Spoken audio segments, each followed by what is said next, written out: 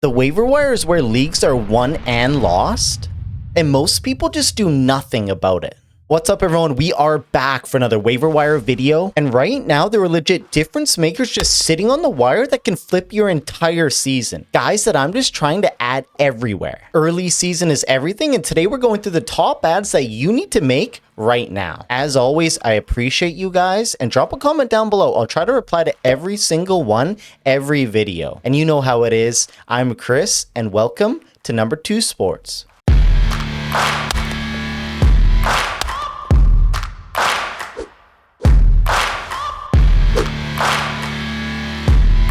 Okay, first player from the main waiver wire section, we're going with the starting pitcher from the Minnesota Twins, Mick Abel. Now, there was some hype again surrounding Abel preseason, kind of similar vibes to last season, but this year he just went out and got absolutely destroyed his first two starts, kind of derailing or completely derailing any sort of hype train and momentum that he carried over from a nice spring training. I imagine he was dropped in a majority of leagues. His last two starts, though, just a completely different story. He has been phenomenal. He went 6 scoreless with 6 Ks against Detroit and 7 scoreless with 10 Ks against Boston. Really just showcasing that elite upside potential that he does carry in that arm if things can continue to click for him and if he can just keep things in control. One of the things that just gives Abel that upside, though, is his fastball. It has great vert at 17 to 18 inches. He has a lead extension at 7 feet, solid velocity around 95, 96 miles per hour, and a flat attack angle or a height adjusted VA. He checks off the 4 main indicators of how well your fastball could perform in the majors. Pair that with a changeup that has 1.5 feet of relative drop compared to the four-seamer, and you have a great plan of attack against lefties. As long as his slider and sweeper can remain to be effective against righties, this is the type of guy who just quickly could establish himself as a rock-solid rest-of-season option if it all continues to click for Mick Abel going forward. Abel also just hasn't given up a home run yet, which obviously will change. Torkelson should have took one out against Detroit, but it somehow stayed in the ballpark. It's just bound to happen. He's not some overly ground ball dominant pitcher either, and his expected FIP is almost 2 points higher than his actual at 4.24, so Abel has had a little luck on his side so far in 2026, but the main thing is just being consistency for Abel. It's been his biggest killer in the past, and he's not out of the woods yet by any means, but you simply just can't afford to let an ultra talented young starting pitcher just float around on the waiver wire in case any bit of this is real, especially if you've been hit with some of these starting pitcher injuries over the last couple of weeks. I don't know if Abel is finally putting it all together,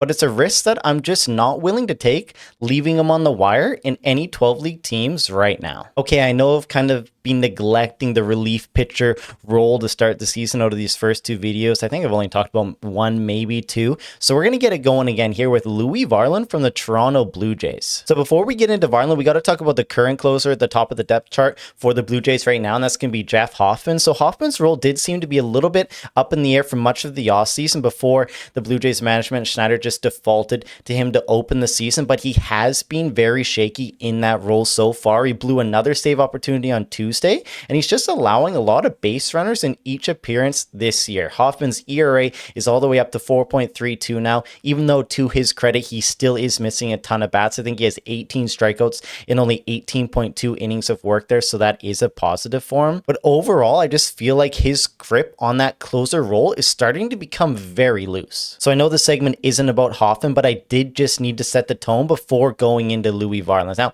the Blue Jays trust Varland. I thought he was by far their best reliever throughout that entire World Series run last year. He's always used in very high leverage situations, having the trust of the entire coaching staff and players. His arsenal is just set up to miss bats, limit hard contact, produce ground balls. It's really the whole package for what you'd want in a closer, or at least an elite setup man like Varland is right now. The main thing here, though, is it enough to get Schneider to switch up the hierarchy in T-Dot? I don't know. I think Hoffman probably has 1 or 2 slip-ups left before Schneider will change up the role. Varland is almost a must-add regardless, though, if you're in a holds league. But you save seekers need to keep a close eye on this situation because, again, I think Hoffman's maybe 1 slip-up away, maybe 2, from the roles getting switched there and a changing of guard in Toronto, and Louis Varland stepping into that new 9th inning role over there in T-Dot. Okay, and for this next guy, before we get into it, I know I probably should have included this guy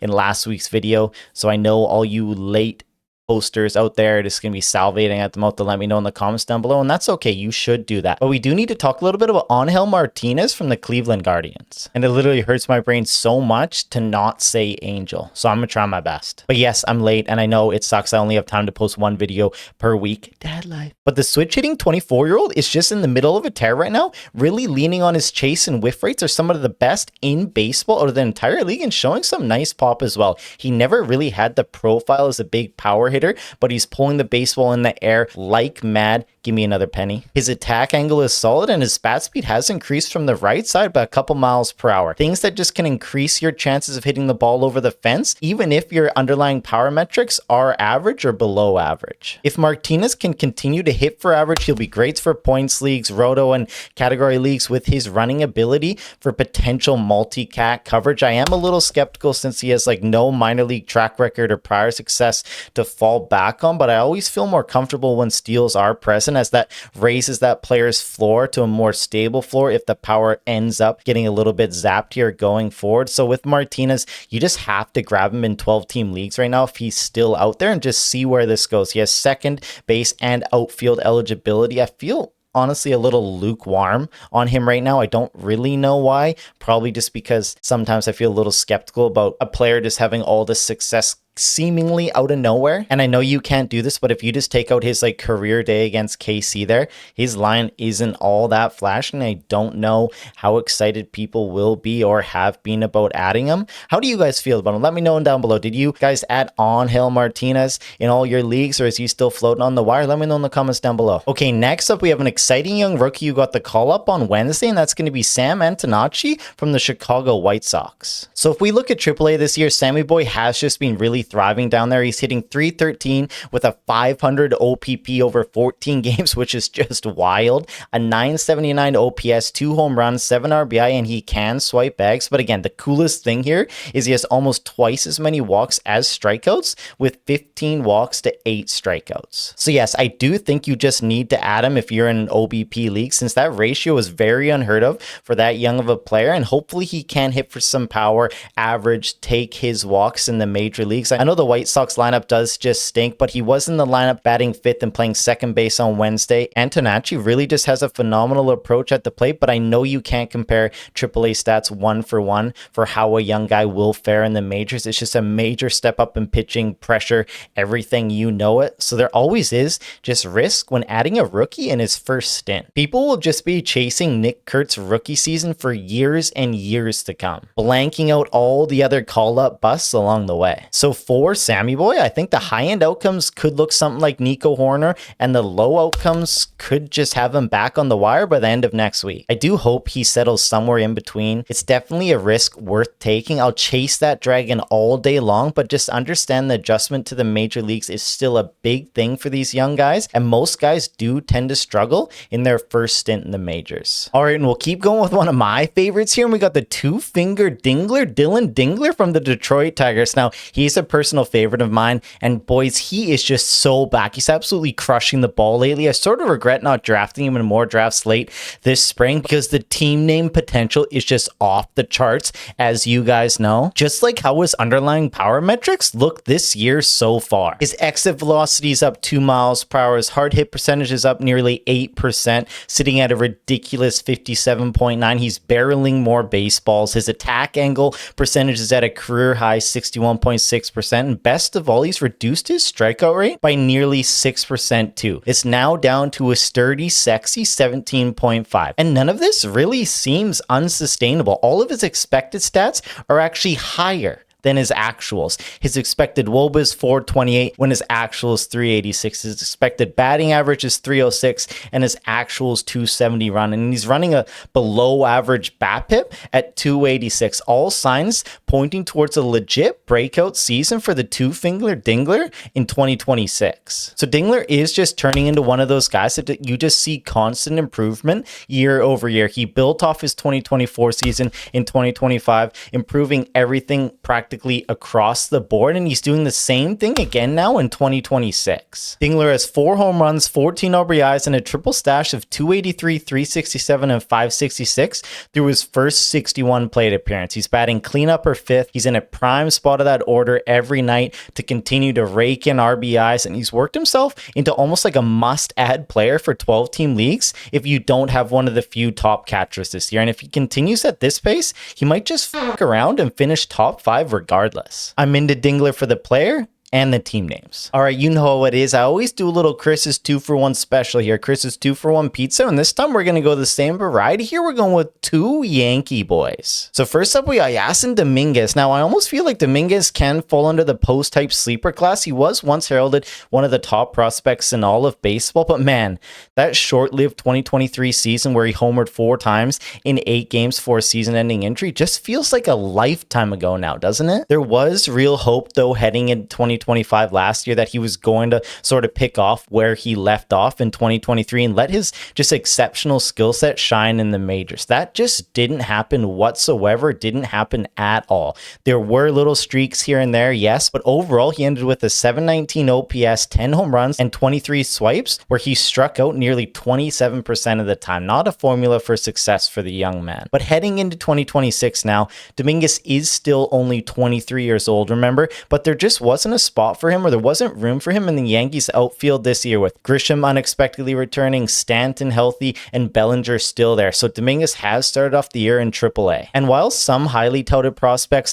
can struggle with that or let their frustration or anger take over, Dominguez hasn't. He's off to a fantastic start with 13 runs, 18 hits, 2 homers, and 8 stolen bases in his first 55 at-bats, maintaining a 947 OPS. And more importantly, he's only striking out 18% of the time. One of the big things that he did struggle with last year was pulling the ball in the air. He was at 12.6% in 2025, but so far in the minors, he's around 21.4%, something he's worked on and put a lot of effort to in the offseason, and it is showing early signs of improvement. The bat speed has been elite. It is elite. The underlying tools are all still there. It just needs to all come together for him, which of course is obviously easier said than done. Also, my neck looks so bare without my necklace, man. It broke.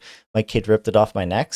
It looks weird. I don't like it. But Dominguez should be the first one called back up when a spot opens in that Yankee outfield. His bat is just too good, I think, for AAA. He doesn't really have much to prove down there. We'll see if his defense holds up. He has struggled with that in the past. Hopefully he's going to get a little bit better. Hopefully he'll be at least average, so it's not a reason for Boone to take Dominguez out of the lineup. I like him as a preemptive stash if you have an open NA spot right now. Okay, and for the second part of this, another Yankees prospect that the hype probably just got blown way out of proportion, you know, being a Yankee and all, and that's going to be Anthony Volpe. So yes, Volpe did have a very underwhelming 2025 season, even though under the hood he did improve a lot of his underlying power metrics, and some of that stat line was useful. He had 19 home runs and 18 stolen bases, so like that was useful in a lot of leagues. Volpe did have a shoulder injury in May 2025 that required off-season surgery. That's why he hasn't started playing yet, but he played through it last year, and honestly, I do think that affected him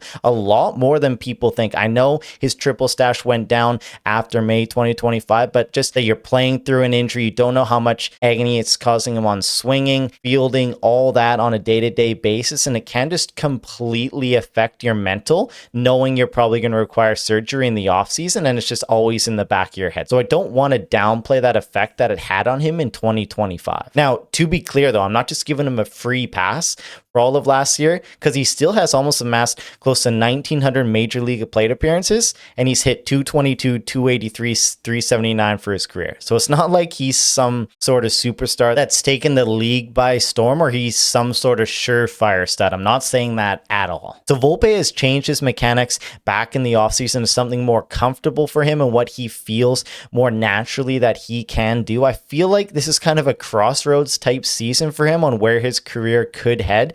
up or down. And I always like buying in on younger guys when they are in a situation with something to prove. And I think Volpe does have a lot to prove. The starting shortstop position is his when he's healthy. Cashman's pretty much went out there and said that, clearly said that. And it's not like Jose has done anything really to keep it from him, but it is funny when you see Volpe get assigned for his rehab assignment. Jose finally does start to do something. Like, man, this shortstop position's still mine, but I don't think it's going to matter. Cashman said it, Boone said it. Volpe will be the starting shortstop when he's healthy enough to return. I'm intrigued to see how Volpe looks. If you have an easy drop or an open IL spot, you could do a lot worse for a bench staff if you need middle infield help to see what the first couple weeks are going to look like when he gets back up in the majors. I assume his roster rate is going to continue to climb now a bit as we get closer to his return. So if you do want him, if you are intrigued, it's not a bad idea to snatch him up now before the Yankee fan in your league gets him. All right, and I don't know if I can include this one in the recap, but it's a deep league guy to watch. Another catcher, someone that I'm just kind of liking what I'm seeing. I kind of like what he could potentially do, and that's going to be Moises Ballesteros. I don't know if you noticed, and I'm just calling myself out now, but I just had to completely just cut myself just pronouncing his name properly because it was not working in my brain. The neurons were not firing to pronounce that, baby. Yeah, Big Mo has shown some great power metrics so far in this limited sample size. He has great average exit velocity. He's barreling a ton of baseballs. His hard hit percentage is in the 97th percentile, one of the top ones in the league. He is chasing a little bit too much. He is whiffing a little bit too much. You'd like to see him walk a little bit more, but one of the top prospects for the Cubs in their organization. I'm kind of stoked to see what Big Mo can do going forward. He seems to be the guy of choice against right-handers in that DH position, which is kind of crazy. You don't usually DH such a young guy like that. You want him playing in the field, you know, getting accustomed and acclimated to the major league level. But still, that's what they think of his bat. They want him in the lineup against righties. He's definitely a hit first type prospect guy over his defensive abilities at catcher. I know he has catcher ability in Yahoo already, so that is a perk. I can sort of see why people compare him to Alejandro Kirk. You know, he's going to be terrible on the base paths. They just want him more for his bat to pick up hits, to pick up some power. He'll have a ton of work to do behind the plate to get more consistent at bats right now than DHing against righties. But he's young. Who knows? I'm hopeful he can figure it out. And you know, it's just exciting to watch. It's always intriguing to see a young guy like him with the bat speed, with the underlying power metrics, just to see what they could potentially do in the majors when they get some consistent run here. He's definitely just someone to watch right now, unless you're in a 2-catcher league, just to see where this is going to go, baby. Okay, now let's get into the section where I go over the players that have been most added from Yahoo over the last few days here. And I'm going to say if I like them, if I don't like them, if you kick them to the curb, if they're must pickups or whatnot. So let's get into it. First up, a top 10 player last week and going into this week, he's absolutely crushing the ball, picking up hits, racking up RBIs. That's going to be Jeremiah Jackson. Now, he really is running away with the opportunity that's given to him with Jackson Holiday still rehabbing on the IL. His underlying power metrics, though, have been pretty poor the last 2 years, but he is pulling the ball in the air a lot, or at least a decent clip, which is why I think we are seeing this little power surge from Jackson. He doesn't walk at all, though, and he has super high chase rates, among the league's worst. I find the profile honestly really hard to buy into long term, especially with no stolen base upside or potential to help raise his floor when this power surge eventually or inevitably cools down a little bit. His 375 BABIP will start to come down. So if you have an easy drop, I'm all on board to add Jackson, just see where this thing goes. But if we're dropping someone who does have some real value here, I think I'll pass and I'll risk on the chance it bites me in the ass and I miss out on the next coming of Barry Bonds. Okay, next up on the Yahoo most added for hitters is going to be Jorge Soler. Now, awesome power in that bat. It's nice to see the 34-year-old still spanking that baseball. The thing with him the last couple of years, though, has been the strikeouts and just the consistency. When he's hot, you start him, but just be prepared for the cold stretches and very limited counting stats outside of home runs. He's not someone like I'm rushing to add to by any means, but he's a solid bench piece for 12-team leagues in need of some power. All right, we'll keep going with Jake Bauers. Now, he's definitely more of a platoon guy, best suited for daily leagues when you can start him against a righty and sit him on the bench against a lefty. He's hit the pine 5 of the last 6 games when a lefty is on the bump. His underlying power metrics are hot. They have been solid really the last few years. He has first base and outfield eligibility. Should be able to get him in your lineup against a righty. We'll see what happens to his playing time when Andrew Vaughn does return, but he's an okay source of power right now. He is playing pretty well. But again, for season long, I'm not that overly excited to chase platoon guys filling in for an injured player. You're my boy, Luke. Okay, next next up, we got my guy, Luke Raley from the Seattle Mariners. Now, this guy is beasting right now, and I love just looking at his StatCast page because it's just an absolute tale of two stories here.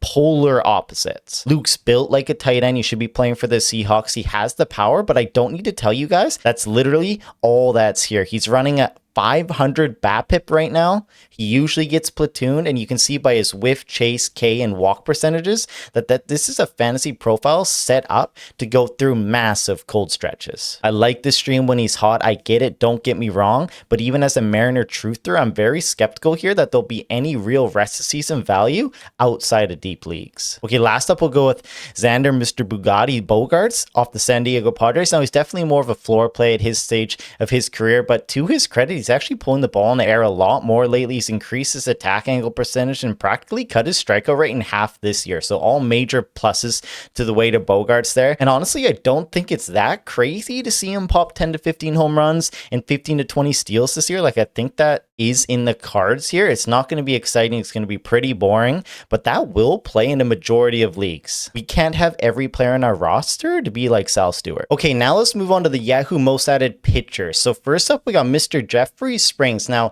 the strikeout with Springs is average. The velo isn't the best, but he's limiting free passes. If you added, you're holding him. He's thrown 3 quality starts in a row. He's looking a lot better than last year. Springs is throwing his sweeper slider combo more and getting results.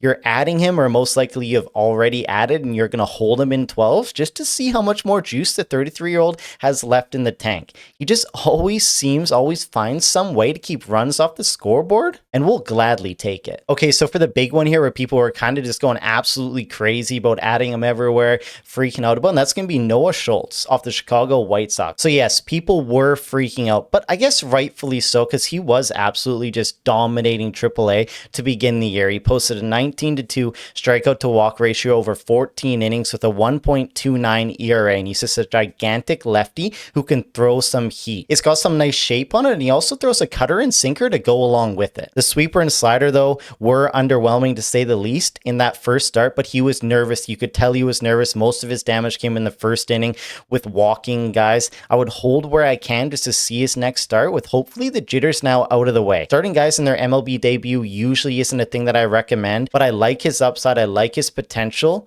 but unfortunately there will just be limited W opportunities, and I do think the White Sox will baby his innings a little bit, but starting pitcher upside is so scarce. You guys know it, so I'm all for chasing it just to see if this pans out. I'm going to take next start, and then we'll go from there. Okay, next up we'll keep going with Braxton Ashcraft from the Pittsburgh Pirates. Now, I am a little surprised that he actually qualified for this segment based on how well he's been pitching to start out the year, but nonetheless, he has been added a lot over the last few days, so we'll include him in this segment. Braxton's pitched to a 2.38 ERA, 27 Ks in 22.2 innings. His four-seamer is now finally out of the dead zone with more induced vertical break and horizontal movement. The curveball is fantastic, with batters only batting 59 against it this year with a 53.8% whiff percentage, which is just nasty. The pitch mix, the velo, the talent is all there for him to have continued success. He shouldn't still be available in as many leagues as he is right now. The Pirates are finally starting to get some guys, eh? We'll keep moving along with Randy Vasquez. Now, his expected stats are a little scary here. His expected ERA is almost double at 5.45. His expected FIP is 3.44 compared to his actual 2.7. He is just a trifecta fastball pitcher with the cutter, four-seamer, and sinker, with the cutter being his best offering with tons of movement on it. It has got a lot better this year. His velocity is also up, but I do worry about his control at times and just how much loud contact he tends to give up in each outing. But he's got the Rockies again next start, so that's an easy start, an easy bang out there, and I'll be okay giving him a pass struggling against the Mariners. They just were due to finally get their bats together as a team and start churning away some hits and home runs there. I want to see how he's going to do moving forward, if he's going to get back on track. I'm still holding in 12s, but I do expect some ERA regression in the near future. Okay, and last up here we got Bryce Elder. Now, when when you have an ERA below 1, 4 starts in, regardless of who you are, you probably should just be more than 50% rostered in majority of leagues, and Elder wasn't until a few days ago. So that is just pretty telling right there about what the fantasy community thinks about Elder in 2026. And honestly, I get it. He's just been pretty damn piss poor in years past, but he has introduced a new cutter this year to help attack against lefties and making his slider his go-to pitch over his sinker. And so far, it's paying early dividends for him. The schedule has been forgiving, though, to start the year, but he has a left-handed heavy lineup coming in with Washington his next start, and then he goes to the Phillies right after that. I think these next two starts are going to be really pivotal and really telling about what we should expect from Bryce Elder going forward. If I have Elder, I'm not dropping, but I'm also not punching air right now if I did miss out. All right, and it's recap time, baby. Again, we're going to recap my prior week waiver wire video every video. See how they did, see if I screwed you guys over, see if I got to torpedo some beers or get hit in the nuts. Okay, so first up last week, we had Colt Keith. It looks like he's going to be a full-time platoon player again, which does suck, but maybe he hits his way into being allowed some attempts against lefties as the season wears on. Everything still looks good with Keith. He's going to hit a homer soon, no question about it. I'm still in on Mr. Colt 45. And then the next up, we had the Spaghetti Part. Now, the Spaghetti Part was lights out against the Rockies, 10 Ks. Couldn't have asked for a better outing and really landing spot for your first start back against one of the weaker, if not the weakest lineups in baseball. Still, though, you have to go out there and you have to execute, and he did exactly that. You got to clean up those walks, boy, against a better team, though. And then we had TJ Rumfield. Now, he cooled down considerably. I did note, though, that there was definitely going to be some regression coming, so be aware of that, and it's starting to show up. I don't think he's going to be that bad, but I don't think he's going to be as good as he was in the beginning of the season. Taj Bradley, again, Bradley showed up against Toronto. There's just no way he's on waivers in any league still. Troy Johnson is the deep league ad. Was kind of deep doo-doo, missed a few games. Ugh. And then Jansen Junk. The cold weather really hurt his velo, seeing those gains completely drop from his first two starts. If he does have that velo drop at his next start at home, I think I'm probably going to be out on him, even though his stuff does look way better. But in the end, even if it looks better, it doesn't matter if you can't locate it. And he is struggling to locate it in his last start. I was scared to recommend him. I guess I should have listened to my inner tuition a little bit more. I definitely got trapped, like I said, but I'm not completely out yet. I want to see a little bit more, but I will take the L for now. It's not the worst by any means, but definitely we got to do better. I got to do better than this. So we're going to have the first punishment of the year, boys. Oh!